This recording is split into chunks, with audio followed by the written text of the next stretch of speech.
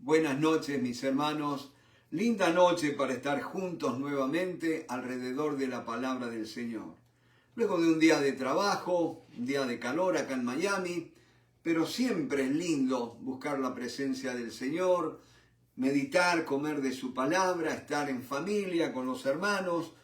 Qué bendición más grande que tenemos, mis hermanos. Qué lindo que estén todos juntos, ¿no es cierto? Mirad cuán bueno y cuán delicioso es habitar a los hermanos juntos y en armonía. Allí es donde Jehová envía bendición y vida eterna. Gracias, gracias, gracias. Gracias, Padre, por tu Santo Espíritu. Gracias por la palabra que nos has dejado, Señor. Gracias, Señor, gracias. Ahora en esta noche simplemente queremos pedirte que tú nos hables, Señor. Que nos abras el entendimiento, abre el corazón de las personas que están escuchando para que tu palabra pueda ser eficaz en nosotros y pueda hacer aquella obra para la cual tú la has enviado. Gracias te damos, Padre, en el nombre del Señor Jesucristo y por el poder de la sangre de Cristo. Amén. Gloria a Dios. Bueno, mis hermanos, estamos ya a mitad de la carta del apóstol Judas, el medio hermano de Jesús, hermano de Santiago también, ¿no es cierto? Y dice la palabra, yo les voy a invitar que arranquemos leyendo desde el versículo 9 del único capítulo de Judas. Y hay algo que en esta noche va a ser interesante que meditemos, que estudiemos en esto que dice la palabra. Pero cuando el arcángel Miguel contendía con el diablo, disputando con él por el cuerpo de Moisés, no se atrevió a proferir juicio de maldición contra él, sino que dijo, el Señor te reprenda. Miren qué texto, ¿no es cierto? Cuando leemos allí en Deuteronomio, al final nos habla de que Moisés va a morir y que Dios lo va a enterrar, pero no se sabe dónde está la sepultura, dice la palabra, ¿no es cierto? Ahora, Judas nos está dando algo que va a despertar nuestra curiosidad, pero también nos va a dejar con la boca abierta. ¿De dónde saca esta información Judas para compartir con nosotros? Sabemos que la palabra es inspirada, toda la escritura es inspirada por Dios. Ha sido soplada por Dios en aquellos hombres que él había elegido para que escribieran, pusieran por escrito esta bendita revelación, ¿no es cierto? Y dice Judas, pero cuando el arcángel Miguel contendía con el diablo, he estado estudiando, ¿no es cierto?, la información que hay historiadores que escriben, otros estudiosos, y hay varios estudiosos que hablan de un libro que se conocía en aquella época llamado La Ascensión de Moisés. Acuérdense, mis hermanos, que ya en el año, ya cuando están muriendo los discípulos del Señor, se han levantado muchos escritores, y aún antes se habían levantado gente que pretendía tener revelación del Espíritu Santo, revelación de Dios, y están pululando muchos escritos que se atribuyen autoridad apostólica o profética, escritos que muchas veces que van a ser lo que se llaman pseudoepígrafes, que son libros que se atribuía la autoría a un personaje conocido, para, por supuesto, de esta manera adjudicarle cierta autoridad para que por mediante ello pudiera ser recibido dentro de las distintas congregaciones como palabra de Dios. Y en este caso, mis hermanos, aquellos que estudian las escrituras, de cómo se formó el canon de la Sagrada Escritura, hablan de que en ese tiempo, decía, circulaban algunos escritos, y entre ellos aquel que se llamaba el libro de la Ascensión de Moisés, donde narra los hechos posteriores a su muerte, ¿no es cierto? Y ustedes saben que este libro no va a llegar a ser recibido, o sea, tener el beneplácito de poder entrar en lo que conocemos como el canon, o sea, la Biblia. No forma parte de la Biblia ese libro de la ascensión de Moisés. Pero allí dice que el arcángel Miguel, el arcángel significa arcos es gobernante y ángel es un mensajero. El gobernante de los mensajeros sería Miguel. Hay otro arcángel que nombra la Biblia que se llama Gabriel, ¿no es cierto? Pero este Miguel, mis hermanos, noten, Gabriel es más un mensajero, el que va a traer revelación, mensaje de parte de Dios, de hechos que van a acontecer. ¿Se acuerdan cuando Gabriel va a venir a aquella muchachita allí en Judea y le va a anunciar que iba a tener una criatura, ¿no es cierto? Y que iba a ser el Salvador, iba a nacer Jesucristo. Fue Gabriel el que le va a anunciar a María. Pero este Miguel es el Miguel que nombra el libro de Daniel, donde está luchando, ¿no es cierto?, contra el príncipe de Persia, porque se le oponía, ¿no es cierto? Dice que había estado orando Daniel 21 días buscando revelación. Y acá hay una palabra del Señor, mis hermanos. Nosotros tomamos muy a la ligera la Biblia, muy pocas veces la estudiamos a profundidad, no la meditamos a diario como debiéramos hacerlo, y menos aún darle la seriedad que merece como palabra de Dios que es, ¿no es cierto?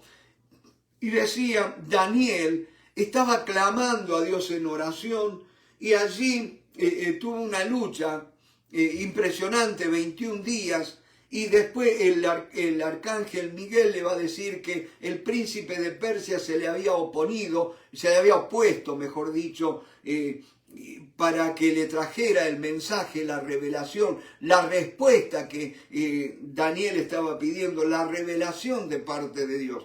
Y vemos cómo Daniel estuvo ayunando y orando por 21 días, había dispuesto su corazón para buscar a Dios, y tenemos mucha de la profecía de Daniel vino en ese tiempo, ¿no es cierto? Y ese arcángel Miguel, que algunos hablan de que es el ángel protector, ¿no es cierto?, de Israel, y así como hay hombres fuertes, distintas potestades en distintas regiones del mundo, ¿no es cierto? Y ustedes saben, mis hermanos, que los demonios no pueden hacer nada si no hay pecado.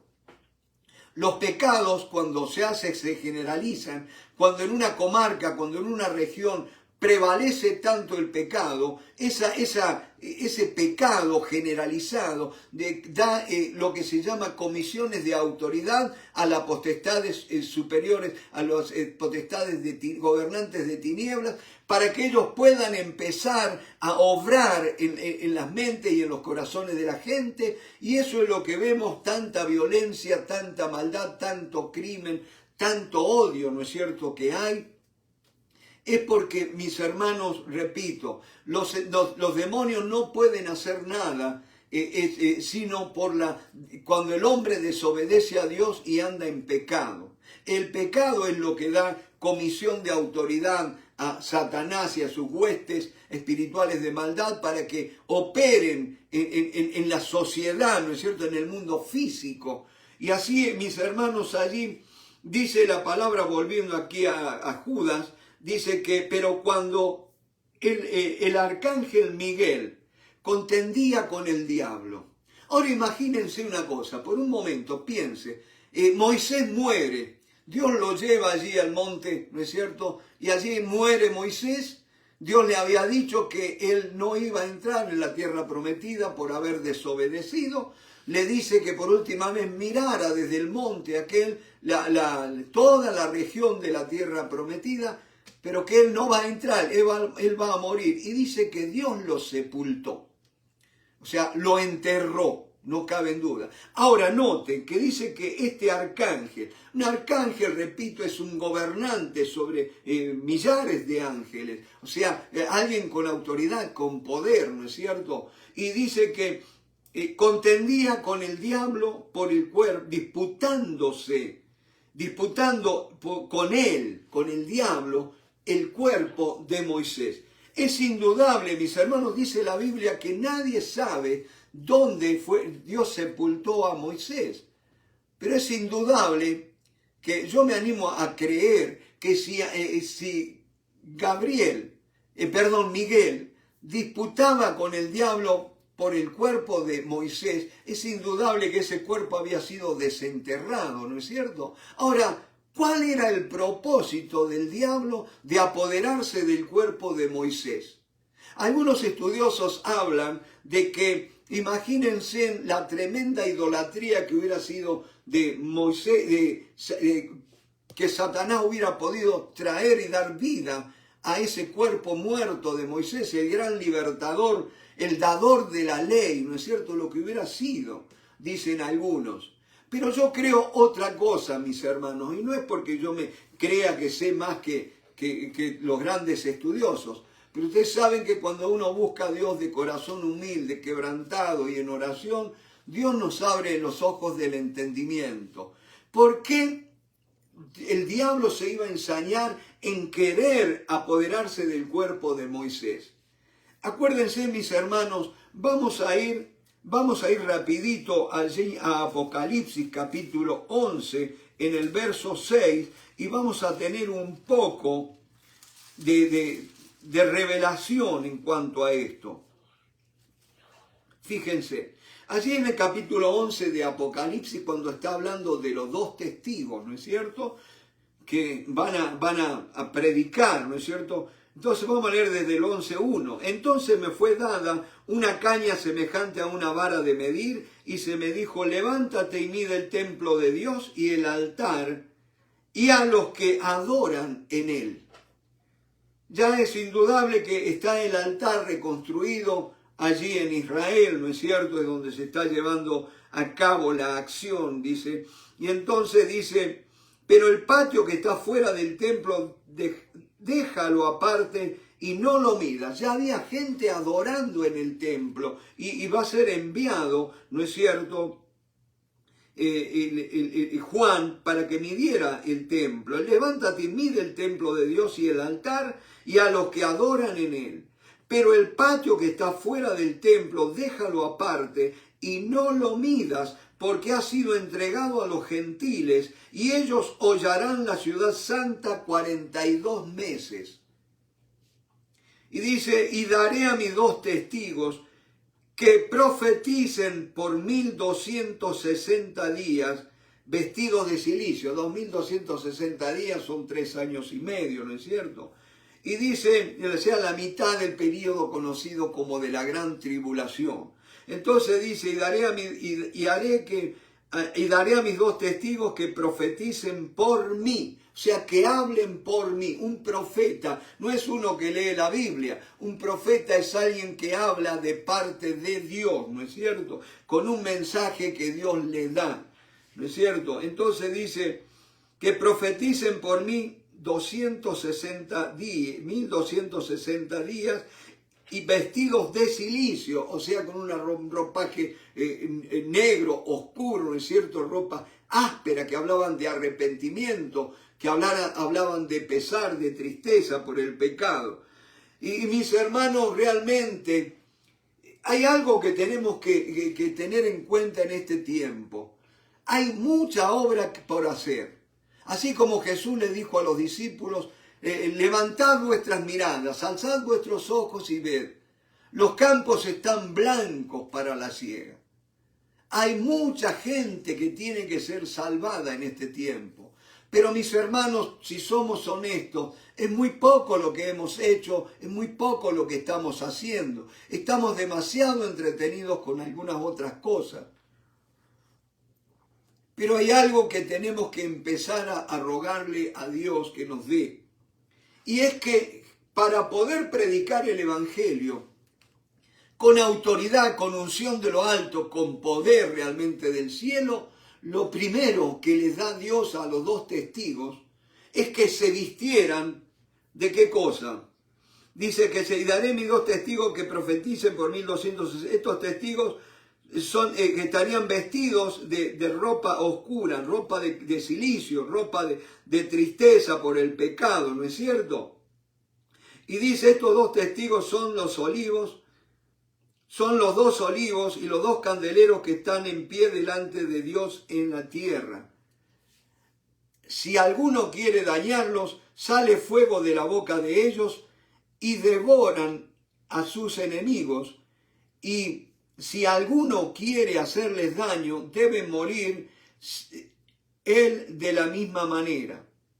Estos tienen, ahora noten esto, mis hermanos. ¿Cuántas veces cuando estudiamos el libro de Apocalipsis siempre viene la pregunta, ¿quiénes son estos dos testigos? Y yo creo que es importante que en esta noche hablemos un poquito de esto, sin apartarnos de la carta de Judas, por supuesto.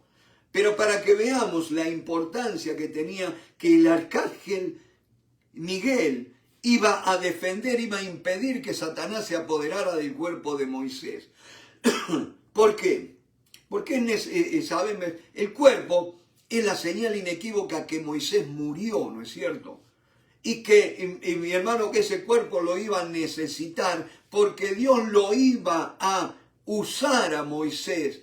Y yo creo firmemente que los dos testigos que habla el Apocalipsis son Elías y es Moisés. Fíjense lo que dice la palabra del Señor aquí en el capítulo 11, verso 6 de Apocalipsis.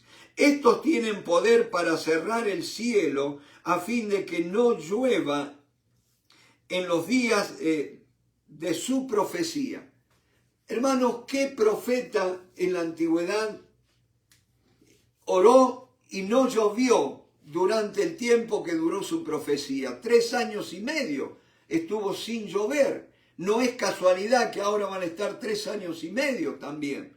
¿No es cierto? Estos tienen poder para cerrar el cielo a fin de que no llueva en los días de su profecía. Y ese es Elías, ¿no es cierto? El único que vemos en la Biblia con ese poder.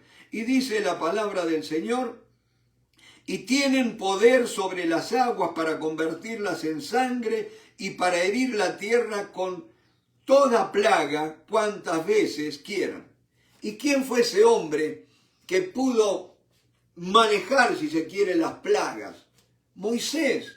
Lo vemos allí contra Faraón, ¿no es cierto? El Faraón de Egipto. O sea que para mí no cabe ninguna duda de que estos dos testigos eran Elías y Moisés. Mis hermanos, y yo creo, otro argumento a favor de que eran estos dos personajes, ustedes se acuerdan en el monte de la Transfiguración, cuando estaba Jesús orando y dice que sus ropas, toda su apariencia, se transfiguró y fue una blancura. Dice que no hay lavador alguno en la tierra que pueda volver las ropas tan blancas como resplandecían las ropas del Señor Jesucristo, ¿no es cierto? Y se le aparecieron dos personajes, Elías y Moisés, y dicen que hablaban, sobre todo allí en el Evangelio de Lucas, nos relata que hablaban acerca de su partida, o sea, de la partida del Señor Jesús. Esos eran los testigos. Acuérdense, en un testigo tiene que haber estado con la persona de la cual van a testificar. Y ellos allí en la gran tribulación van a ser enviados por Dios, puestos por Dios, para testificar a aquella gente que esté todavía en esta tierra, mientras la iglesia haya sido trasladada al cielo, ¿no es cierto? Pero Dios no va a dejar sin la predicación del Evangelio en aquel tiempo. Y habla de dos testigos, ¿no es cierto? Elías y Moisés. Ahora, mis hermanos decían, para que ellos pudieran testificar tenían que haber tenido un encuentro personal con el Señor. Elías fue arrebatado al cielo, ¿se acuerdan? Pero no tuvo un encuentro con Jesús. Y Moisés tampoco.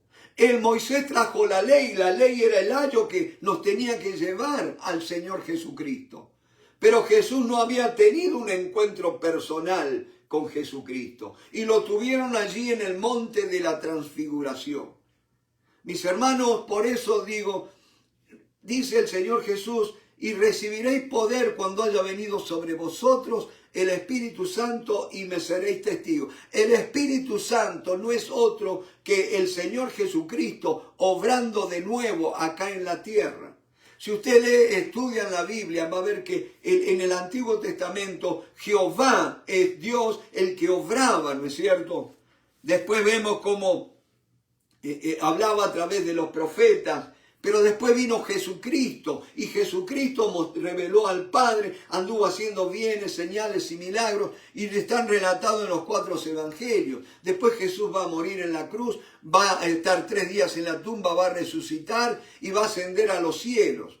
Pero dice, yo me voy, pero es mejor y les conviene a ustedes que yo me vaya, porque si no me fuera el Espíritu Santo no vendría, el otro Consolador, el Paracletos no vendría. Si yo me fuere lo enviaré. Y allí viene y hemos entrado en lo que conocemos como la era del Espíritu Santo. El Antiguo Testamento, la era de Jehová Dios, el Padre, ¿no es cierto? Los evangelios vemos Jesucristo obrando aquí en la tierra. Pero ahora, a partir del libro de los Hechos, tenemos la gran venida del Espíritu Santo que viene, el Cristo resucitado, obrando hoy en la actualidad. Mi hermano, las tinieblas han avanzado, pero ¿sabes qué? Dice el Señor que aunque el enemigo viniere como río, Jehová levantará bandera. Y hasta aquí no pasarás. Aleluya. Gloria al nombre del Señor. Y decía, aquellos 2 testigos que iban a predicar, que iban a profetizar allí en la época de la gran tribulación, tenían que tener un encuentro personal de quién iban a testificar, porque si no, escúcheme, ¿de quién vamos a testificar si no estuvimos con Jesucristo? Y yo te digo, mi hermano, aunque tú que eres creyente, tú que eres de iglesia, si no has tenido un encuentro personal con el Señor Jesucristo, te animo a creer, Él es real, Él viene a tu vida si lo invocas.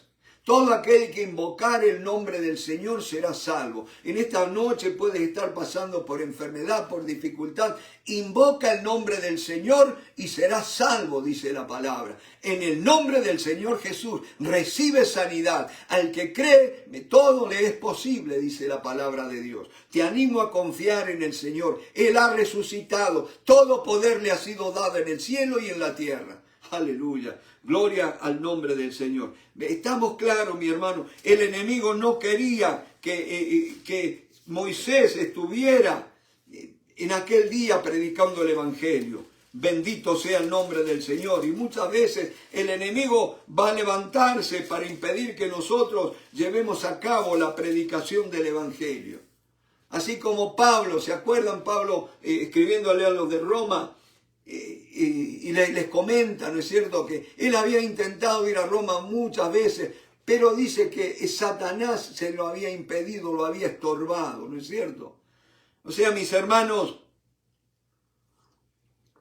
yo creo una cosa, no tenemos que darle demasiado crédito al diablo, pero tampoco debemos ignorar sus maquinaciones.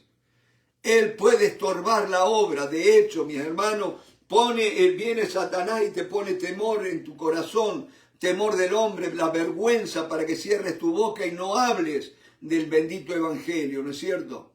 La incredulidad también es alimentada por Satanás en nuestros corazones.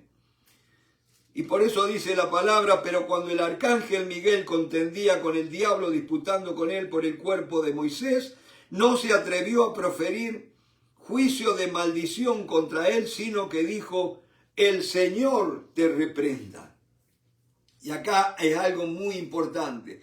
Acuérdense que Miguel es un arcángel, no era un ángel cualquiera, era un ángel de alta jerarquía. Y está luchando, disputando con el mismo Satanás, con el mismo diablo. No con un demonio, con el mismo diablo. Y él le dijo, el Señor te reprenda. No le dijo, diablo inmundo, salí de acá, ni nada, ni teatro, ni nada como hacemos nosotros muchas veces. No, simplemente dijo, el Señor te reprenda. Porque quien hace huir al diablo no son mis gritos. Es el Señor, el nombre de Cristo, perdón, ¿no es cierto? El nombre de Cristo es el que hace huir las huestes demoníacas.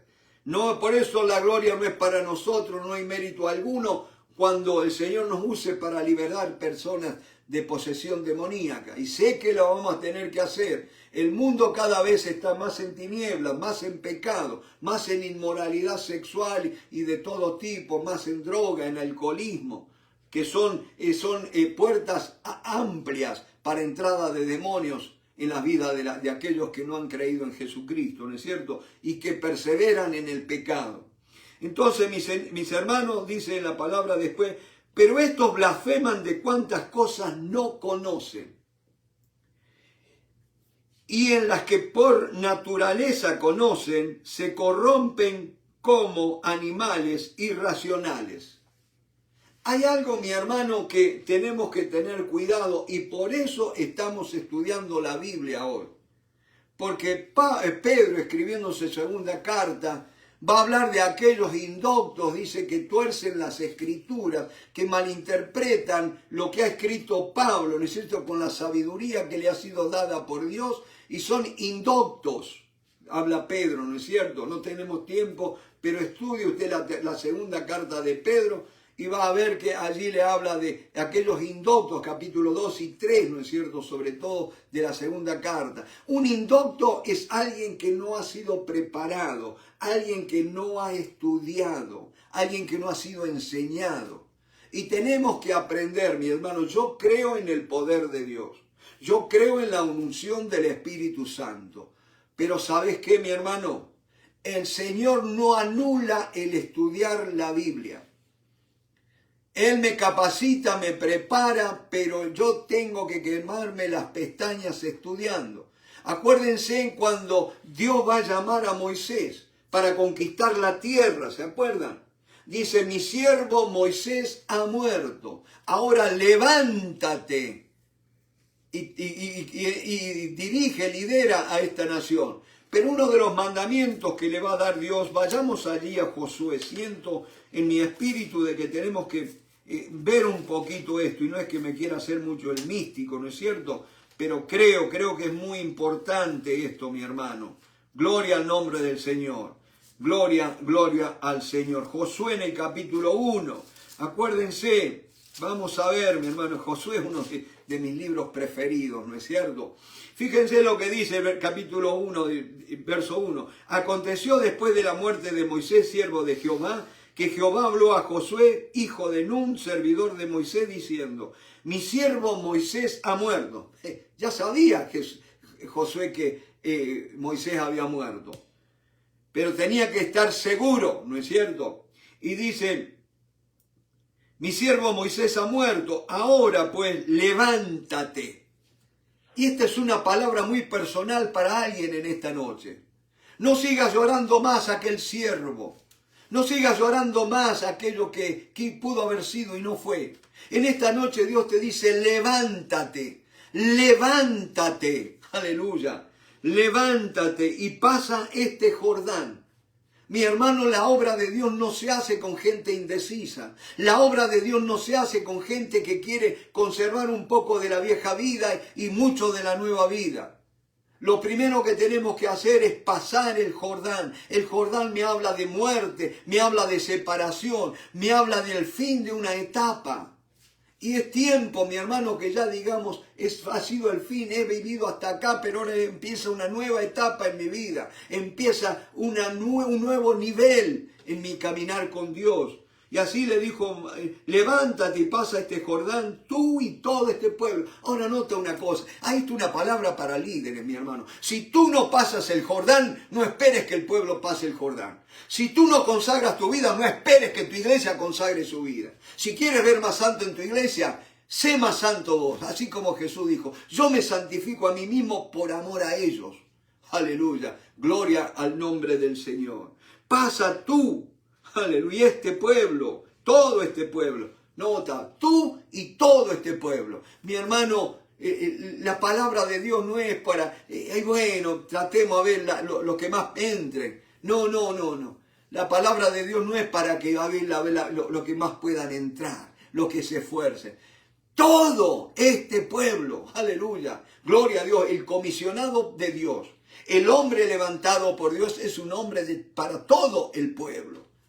Aleluya. No es un hombre que hace acepción de personas. No es un hombre que divide para reinar. Aleluya. Gloria al nombre del Señor. Y dice la palabra, a la tierra que yo les doy a los hijos de Israel. ¿Cuál es la tierra que Dios le da a los hijos de Israel? Es la vida de Cristo, mi hermano, que en cada uno de nosotros, que cada miembro de la iglesia sea un Jesús más. Aleluya. Una réplica, una manifestación de Cristo. Esa es la tierra prometida. Si, mi hermano, si en la iglesia empezamos a experimentar, a manifestar el carácter de Cristo, mi hermano, va a ser como el cielo aquí en la tierra. Yo me acuerdo cuando era chico, a mí siempre me gustaban los programas de enseñanza, ¿no es cierto? Y escuchaba en la radio, sobre todo, no había televisión en aquel tiempo, escuchaba la radio de gente que leía libros, de gente que comentaba temas. Y una vez alguien, mi hermano, una persona muy, muy conocedora, de mucho conocimiento, le preguntaron que diera una definición de cómo sería el infierno, ¿no es cierto? Y entonces esta persona dijo que el infierno, él veía una mesa larga, bien larga, una mesa de banquete, preparado con infinidad de manjares, vinos de los mejores, ¿no es cierto? Frutas de las mejores, todo, manjares, todo en abundancia. Y esa mesa era larga, que no podía ver el fin de esa mesa. Y el otro que estaba escuchando esto decía, ¿pero cómo? Le pedí una descripción de cómo es el infierno. Y me salió con un banquete. Y dice, sí, y veo gente, dice, sentada de los dos lados de la mesa. Pero ¿sabes qué? Cada uno se le había dado un tenedor de más de 1 metro de largo y un cuchillo. Los cubiertos eran largos, más de 1 metro, 1,5 metros tenían, ¿no es cierto? Y la orden era que todos tenían que comer utilizando los cubiertos, no con las manos. Noten esto, manjares de todo tipo, pero tenían que comer usando los cubiertos, decía. Y entonces todos trataban hincaban con la punta del tenedor, se imaginan 1,5 metros, y cuando querían llevárselo a la boca no había manera. No le alcanzaba el brazo y ahí estaban y sufrían porque no podían comer. Pero entonces le dice, bueno, ya veo lo que es el infierno. Ahora, ¿por qué no me revela cómo es el cielo? Entonces dice que este hombre le mostró el cielo y era exactamente igual, dice. Una mesa larga, muchos manjares, muchas comidas, muchas bebidas, todo, frutas y todo. Y las 2 filas de asientos con la gente sentada a los 2 lados. Y cuando ve los cubiertos, los mismos cubiertos, largos también. Pero ¿sabes qué, mi hermano? Había una cosa. Los de esta fila tomaban con su cubierto y le daban de comer al que estaba al frente. Y el del frente tomaba y le daba de comer a él. El cielo se diferencia del infierno en que no hay egoísmo. Esa es la enseñanza. Mi hermano, tenemos que dejar el egoísmo, tenemos que dejar ya de que yo primero, que me tienen que oír a mí, que los otros no sirven, que no valen. ¿Quién soy yo para querer ocupar el primer lugar? Mi hermano, si no somos quebrantados en el orgullo, en el egoísmo, nunca va a haber un avivamiento porque la paloma no puede venir a nuestras vidas. ¿Me va siguiendo? O sea que los mismos elementos que pueden hacer al cielo te pueden hacer un infierno, depende de lo que hay en tu corazón. Podés estar casado con la mejor persona del mundo, pero si tu corazón es torcido le vas a arruinar la vida y vas a crear un infierno en tu propia vida. ¿Me va siguiendo? Depende de la actitud de nuestro corazón. Gloria al nombre del Señor. Y mis hermanos, vayamos allí a Génesis capítulo 3. Ahí donde vemos dónde viene la ponzoña, de dónde vino ese veneno que ha echado a perder, ha corrompido la naturaleza humana. ¿Se acuerdan? Estaba allí Adán y Eva en el huerto, una situación idílica, ¿no es cierto? Una situación realmente paradisíaca. Y dice, pero la serpiente era astuta más que todo. Bueno, voy a leer desde el verso 25 del capítulo 2. Dice, y estaban ambos desnudos, Adán y su mujer, y no se avergonzaban. ¿Por qué no se avergonzaban si estaban desnudos? Porque la vergüenza vino después del pecado. Antes no había esa sensación de pudor que hay ahora. ¿Sabes por qué, mi hermano? Leamos lo que dice la Biblia. Dice, pero la serpiente, o sea, cuando vio esa situación hermosa allí de armonía en la primera pareja, ¿no es cierto?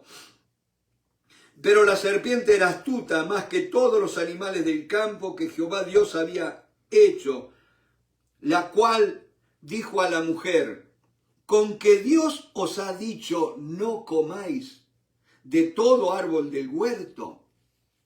Y ahí viene la primera táctica que usa Satanás, con que Dios os ha dicho. Él viene a atacar lo que Dios ha dicho, viene a atacar la palabra de Dios. Y así, mis hermanos, cuando nosotros, ¿cómo atacamos la palabra de Dios? A veces con nuestras buenas intenciones, pero malas interpretaciones. Si no aprendemos las reglas de la interpretación bíblica, si no aprendemos realmente lo que quiere decir la Biblia usando la gramática, aún la historia, ¿no es cierto? Porque acuérdense, la Biblia no fue escrita para esta gente de este tiempo, fue escrita para gente de la antigüedad. Y ahora nosotros tenemos que estudiar ese trasfondo histórico también. Porque si no vamos a malinterpretar la Biblia y nos va a pasar, el diablo nos va a usar lo mismo que usó a Eva. Le dice, con que Dios os ha dicho. Y el diablo sigue diciéndonos, con que Dios os ha dicho. Y dice la palabra, no comáis de todo árbol del huerto. Dios no le habría dicho de todo, no comáis de todo. Le habría dicho de todo, noten cómo cambió la palabra de Dios. Dios le dijo a Adán, de todo árbol del huerto podréis comer, excepto del árbol del conocimiento, de la ciencia, del bien y del mal. Repito, de todo árbol del huerto podréis comer, excepto del árbol de la ciencia, del conocimiento, del bien y del mal. Ahora viene Satanás y dice, con que Dios os ha dicho, no comáis de todo árbol del huerto. Y la mujer respondió a la serpiente, de todos los árboles del huerto podemos comer, pero del fruto del árbol que está en medio del huerto.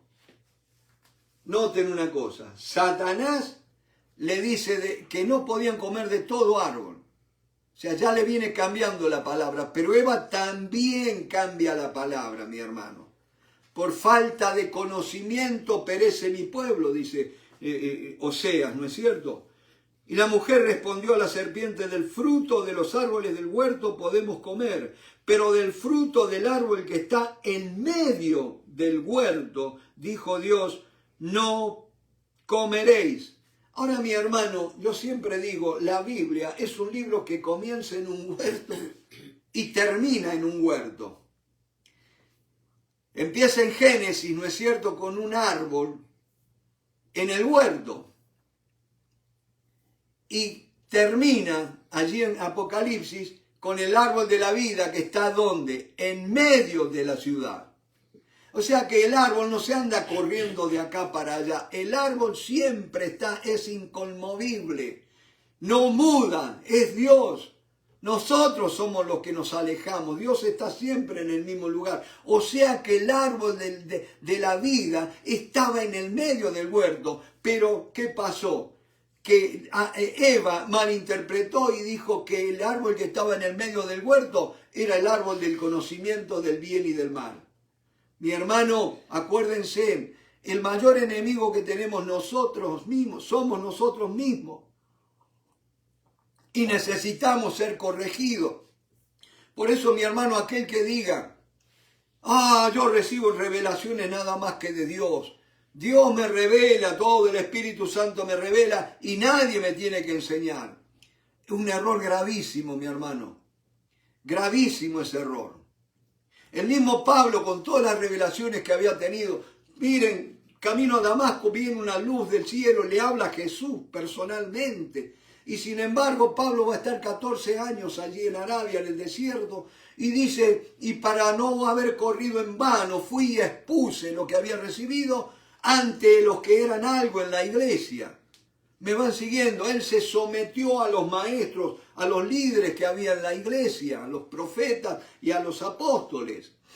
No podemos pensar que somos los dueños de la verdad y andar solos. Tengamos cuidado, necesitamos estar en un cuerpo de una iglesia local, ¿no es cierto? Y tenemos que tener la humildad para que alguien venga y nos corrija, así como Priscila y Aquila, sí, no, Apolos, perdón. ¿Se acuerdan Apolos, que era un hombre poderoso en palabras, lleno del Espíritu y de espíritu ferviente? Pero sin embargo, no había sido instruido en toda la palabra, y después cuando Priscila y Aquila lo escuchan predicando, después lo llaman aparte y como quien dice, ajustaron el conocimiento. Note que ellos no salieron a criticarlo a Apolo. Lo llamaron aparte y les pusieron la verdad claramente, mi hermano. Me van siguiendo. Y eso es lo que necesitamos nosotros, porque si no vamos a ser engañados, mi hermano. Es que nosotros a veces decimos, no, que tengo que conocer la Biblia para no ser engañado. Hay tanta gente que conoce la Biblia y es engañada, mi hermano. Y hay tanta gente que defiende sus engaños con la Biblia en la mano. Porque, mi hermano, sí, tenemos que conocer la Biblia, pero también tenemos que estar bajo sujeción, mi hermano. Bajo autoridad, mi hermano. ¿Me va siguiendo? Gloria al nombre del Señor. Porque si no voy a caer en el engaño. El engaño mayor es el orgullo de creer que yo me la sé toda, ¿no es cierto? Entonces dice la palabra... Fíjese, en el verso 2 del capítulo 3 dice, y la mujer respondió a la serpiente, del fruto de los árboles del huerto podemos comer, pero del fruto del árbol que está en medio del huerto, dijo Dios, no comeréis de él, ni le tocaréis para que no muráis. Le agregó cosas a la palabra de Dios. Mi hermano, el que se atreve a agregar cosas a la palabra de Dios, un día va a terminar atreviéndose a quitarle cosas a la palabra de Dios. Porque ya nosotros creemos que conocemos lo que está bien y lo que está mal. Me va siguiendo. Hay que tener cuidado con eso, mi hermano. No es tan fácil el escapar del engaño. El engaño es más sutil de lo que nosotros pensamos. Dice la palabra del Señor, entonces la serpiente dijo a la mujer, no moriréis. Fíjense en cómo la serpiente lleva a una mala representación de quién es Dios. Lo muestra como un ser egoísta, autoritario, como un dictador, alguien que no quiere que ellos evolucionen, que crezcan, ¿no es cierto? Un ser egoísta que lo está frustrando, ¿no es cierto? No quiere que se desarrollen plenamente. Y ahora por eso es que surgen tantas religiones y herejías y mentiras, doctrinas de demonios, donde vos podés evolucionar y llegar al autoconocimiento y al conocimiento elevado, donde ya te dicen, no importa quién es ese ser supremo, si llámale Dios, llámale universo, llámale como quieras llamarle, pero tenés que abrirte a la fuerza cósmica y todo eso. Mentiras del diablo, mi hermano. Pues usted dice, ¿cómo diablo puede ser que mentiras tan viejas siguen engañando hoy? ¿Sabes por qué? Porque el hombre es el único animal que tropieza 2 veces con la misma piedra. Si no aprendemos humildemente, mi hermano, y dejamos ser corregidos, vamos a seguir siendo engañados, ¿no es cierto? Y no moriréis, le dijo. Y allí otra de las mentiras, la reencarnación. ¿Dónde la Biblia enseña de reencarnación? Y tristemente aún el pueblo judío, mi hermano, creen en reencarnación. ¿Ustedes se acuerdan cuando Jesús les preguntó, ¿quién dicen los hombres que es el Hijo del Hombre? O sea, ¿quién soy yo? ¿No es cierto? Y uno que es Juan Bautista, que reencarnó, y qué sé yo, Elías. reencarnados, creían en la reencarnación. Mi hermano, la reencarnación no existe. La Biblia dice, está establecido que los hombres mueran una sola vez y después el juicio. Eso no hay salvación. Vas a tener que pasar por eso, excepto si encuentras al Salvador. Aleluya. Pero el Salvador es aquí. Hoy es el día aceptable. Hoy es el día de salvación. Aleluya. Gloria a Dios. Y vino y así tantas otras cosas que no tenemos tiempo. Pero fíjense lo que dice. Y vio la mujer que el árbol era bueno para comer. Mi hermano, Dios les había dicho que no tocaran de eso, no comieran de eso. Pero se escucha esa doctrina. Y mi hermano, dice que vamos a ser engañando, escuchando doctrinas de demonios. Va siguiendo, ¿por qué? Porque a veces suenan lindos. Y a veces por ahí me dicen, oh no, que esto es de un rabino judío que viene con las leyendas. No, mi hermano, no, dejate de cuentos chinos. Ya la verdad de Dios ha sido escrita y se llama la Santa Biblia. No vengas con el cuento del Talmud y con tantas cosas, por más rabino judío que sean. Si no reconocen a Jesucristo, están fritos. Me va a seguir por toda la Biblia. Habla de un solo tema, Jesucristo y la salvación mediante su obra en la cruz del Calvario. Ese es el tema de la Biblia. No es el pueblo de Israel, no son los profetas.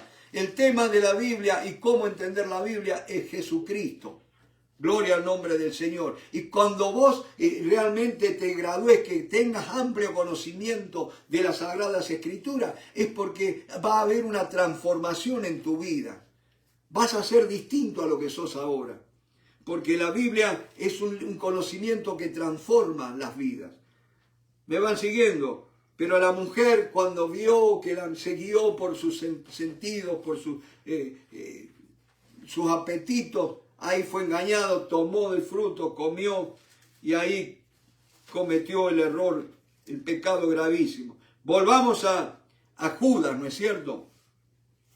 Fíjense lo que dice, pero estos blasfeman de cuantas cosas no conocen. Blasfemar es hablar mal. Y muchas veces hablamos mal porque no conocemos, por ignorancia, ¿no es cierto? Y en las que por naturaleza conocen, se corrompen como animales irracionales. Hay de ellos porque han seguido el camino de Caín. Hay de ellos porque han seguido el camino de Caín. Ustedes se acuerdan, mis hermanos, Caín, aquel personaje nefasto que va a asesinar, va a cometer el primer homicidio. Y qué triste, ¿no? Que el primer homicidio de la historia va a ser inaugurado en el seno de la primera familia. Ya en la primera familia uno de los hijos mata al hermano. Y por cuestiones religiosas. Mi hermano, realmente, si Dios no señorea nuestras vidas, la religión es un arma muy peligrosa. ¿Me va siguiendo? ¿Cuántos crímenes se han hecho en nombre de la santa religión? En el nombre de Dios. ¿Cuántos crímenes, cuántos homicidios se han hecho? Mi hermano, huye de la religión. Entrégate, ríndete a Cristo, mi hermano. Me va siguiendo porque a veces con esa de la religión parecemos los fariseos que no querían entrar allí donde Jesús, no querían tocar a Jesús cuando era juzgado porque no querían contaminarse para poder comer la Pascua. Lo mandaron los romanos para que lo mataran. No lo podemos matar porque si no, no podemos comer la Pascua. Fíjense en qué hipócrita, ¿de qué le sirvió comer esa Pascua? Pero cuántas veces nosotros, ¿de qué nos sirve? Como decían cuando uno era chico con los católicos, ¿de qué te sirve comer tantas hostias si después andás como el diablo? ¿No es cierto? Y el otro día alguien me decía, sí, está muy lindo eso, dice, pero no nombra a Cristo. Pero yo decía, pero ese hombre, ese que está hablando, tiene tanta hombría de bien, tanto respeto por los demás, que no necesita nombrar a Cristo, porque hay otros que hablan mucho de Cristo, pero son semejantes pichones de diablo, ¿no es cierto? Cristo no es un tema, no es un discurso. Cristo es una persona que yo me la tengo que poner. Él tiene que vivir en mi vida. Él tiene que transformar todo mi ser. Ellos han seguido el camino de Caín. ¿Se acuerda que vinieron los dos hermanos trayendo las ofrendas para el Señor? Abel era pastor de ovejas, ¿no es cierto? Ganadero. Y trajo de lo más mejor de su rebaño un corderito, lo sacrificó para el Señor. Y vino Caín, que era agricultor, y trajo una canasta llena de verduras, ¿no es cierto? Ahí digamos que vino la religión y vinieron los veganos, podemos decir, ¿no es cierto? Pero fíjense, presenta Caín, ¿no es cierto? Y la ofrenda no fue acepta, sino la de Abel fue acepta. Y algunos dicen, y claro, porque la de Abel valía más, ¿no es cierto? Porque una verdurita en un mes ya usted ya tiene verdura, pero el corderito tenía que estar un año dándole de comer y que esto cuidándolo, ¿no es cierto? No. Habla del camino de Caín. Camino, mi hermano, me habla de algo la Biblia. Vayamos a Hebreos capítulo 10. Un tema impresionante pero que tenemos que meditar en él, ¿no es cierto? El camino dice, fíjense, vamos a leer Hebreos capítulo 10 desde el verso 18.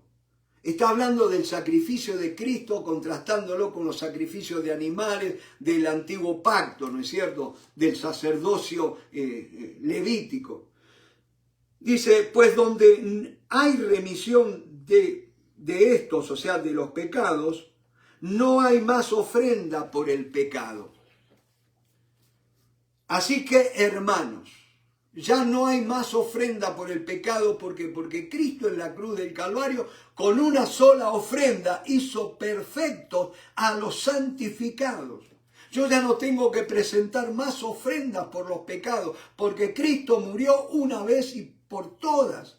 Aleluya, gloria al nombre del Señor Jesús. Así que, hermanos, teniendo libertad para entrar en el lugar santísimo por la sangre de Jesucristo. El camino me habla de una entrada, mi hermano. Y esa entrada tiene que ser con la sangre de Jesucristo. No se puede venir a la presencia de Dios si no es a través de la sangre de Cristo. Por más verduritas que yo haya hecho, por más que me haya sacrificado, por más buenas obras que haya hecho, por más que haya dado de comer a montones de pobres y de qué sé yo cuántas cosas, la única entrada es la sangre de Cristo Jesús. Aleluya. Y nota lo que dice. Por la sangre, entrada al lugar santísimo, al lugar de la presencia de Dios. Por la sangre de Jesucristo. Dice, por el camino nuevo y vivo que Él nos abrió. Aleluya. Ya no el camino de Caín, donde a mí me parece que así tiene que ser. No es el camino de la iglesia americana, ¿no es cierto?, que tiene un orden de culto, allí donde hay una plataforma cada vez más grande y donde la vida espiritual se hace cada vez más chico en las iglesias, ¿no es cierto? Hay mucho espectáculo, muchas luces, pero poco fuego del cielo, poco fuego de lo alto, ¿no es cierto? Camino nuevo y vivo que Él nos abrió. La entrada a la presencia de Dios no es por mis méritos, es por los méritos de Cristo. Él nos abrió a través del velo, este es de su carne. Aleluya, aleluya. Y teniendo un gran sacerdote sobre la casa de Dios, acerquémonos con corazón sincero, en plena certidumbre de fe. Aleluya. Gloria al nombre del Señor. No el camino de Caín, de las obras personales, de una religión sin sangre. No, mi hermano, la sangre no ha perdido su valor, no ha perdido su eficacia. El requisito para ser justificados, para ser reconciliados con Dios, es la sangre de Cristo. Aleluya, el sacrificio de la obra expiatoria de Cristo. Esa es la única entrada, no el camino de Caín, ¿no es cierto? Los que han seguido el camino de Caín, el camino de Caín me habla de una religión llena de envidia, llena de celos. Mi hermano, él quiso acercarse a Dios con una ofrenda, quiso agradar a Dios, pero tenía el corazón lleno de celo, de homicidio, mi hermano. ¿Cuántas veces nosotros nos acercamos a Dios así? Con un corazón homicida, con un corazón que no ama, con un corazón que no perdona, con un corazón lleno de egoísmo. Oh, bendito sea el nombre del Señor. Dice, y se lanzaron por lucro en el error de Balaam. Vamos a ir parando acá por esta noche, pero simplemente quiero recordarte una cosa. Balaam, un hombre que no dice que era judío, no era de Israel, pero un hombre que va a ser comisionado por el rey de Moab, ¿no es cierto? Amalek, porque él había enterado que el pueblo de Israel estaba llegando y que ellos, los moabitas, iban a ser exterminados por los judíos. Mejor dicho, por Israel, judíos vienen de Judá, ¿no es cierto?, de Israel. Entonces estos se llenaron de temor y fueron a pedirle a Balaam para que los maldijera. Balaam se ve que era un hombre que tenía un ministerio bien poderoso en cuanto a maldecir y a bendecir, ¿no es cierto? Y es algo, mi hermano, que tenemos que tener mucho cuidado con distintos ministerios en este tiempo. Lástima que el tiempo se ha ido, pero yo creo que por hoy es suficiente con lo que hemos meditado, hemos estudiado.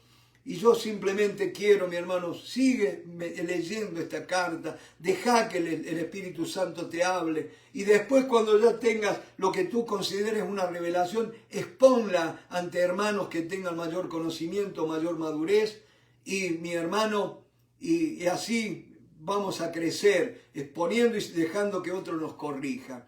Te bendigo en el nombre del Señor Jesucristo. Amén.